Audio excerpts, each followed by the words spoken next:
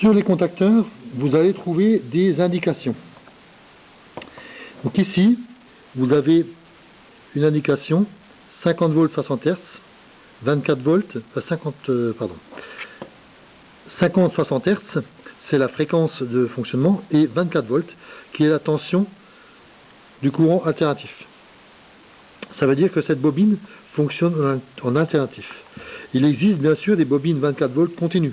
Il existe aussi des bobines 230 volts, il existe des bobines 110 volts, etc., etc. Les tensions les plus utilisées sont les tensions 24 volts et 24 volts continu. Parce que le 24 volts alternatif est une tension non dangereuse. Le 24 volts continu n'est pas dangereux. On peut aller jusqu'à 120 volts en continu sans que la tension ne soit considérée comme dangereuse. On appelle ces tensions des tensions de sécurité. Donc 50 volts est la limite de la tension de sécurité en alternatif et 120 volts est la limite de tension de sécurité en continu. Sur ces contacteurs, l'inscription se situe en bas, au bas du contacteur. Il est indiqué B7, on vous précise 24 volts 50 60 Hz. Donc B7, c'est la mention qui figure à la fin de la référence du contacteur.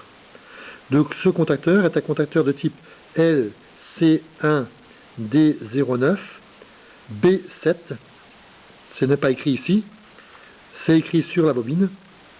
Et en précisant cette référence terminée de B7, eh bien on obtient un contacteur qui va fonctionner avec une tension alternative 24 volts.